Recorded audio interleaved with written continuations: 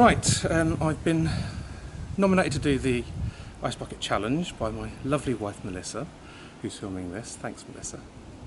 I'm deciding to do it in my Extreme Curator outfit because it seems like a good opportunity to talk about some of the physiological responses that we get when we get cold water dumped on us, or when we get dumped into cold water. So when you go into cold water, the very first thing that happens is you get a gasp response, which means you take a intake of breath and it's involuntary. You've got nothing to do to control that, which obviously can cause problems when people fall off boats into cold water.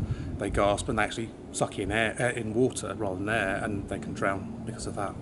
The second thing that happens is that your blood vessels on the surface of your skin very quickly constrict because of the really cold water. Water has a very high specific heat capacity, which means it absorbs an awful lot of heat in order to raise its own temperature. So when you've got something cold coming against something hot, lots of heat is drawn away, and that causes the body to lose an awful lot of heat very quickly, which can lead to death through hypothermia. So your body's response is to cut off the blood supply to the skin and raise all your arm hairs and things like that to try to trap air. And of course, as soon as that happens, it causes a change in the internal blood pressure in your body, so it raises your blood pressure, and that can cause problems like, well, it can give you a heart attack if you're not in good physical condition. Even if you are in good physical condition, it has killed some people in that way. That's when you get dumped into the sea. With the Ice Bucket Challenge, the amount of water and therefore the amount of heat that's being taken away from your body, and therefore the scale of the response on your skin is much smaller, so it shouldn't really be a big health problem. But if you do have a heart problem, I probably wouldn't do the Ice Bucket Challenge unless you've got medical advice. Better stop talking, really. I'm going to go and do it, and then I'm going to nominate who I'm going to make do this after me.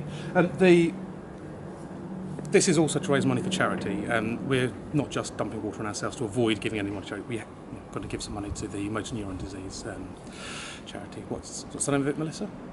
It's just the UK Association for Motor Neurons Disease. The UK Association for Motor Neuron Disease. Okay, let's get this over and done with.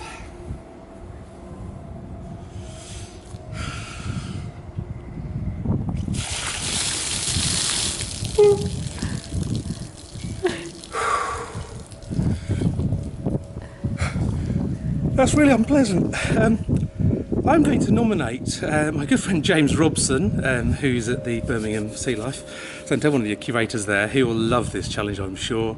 And I think since Adrian at the Horniman Museum, who's in charge of digital, made me go through a lot of the Extreme Curator challenges in the first place, I think I'm going to have to nominate him as well. Thanks very much, guys. How do I stop it? Have you stopped?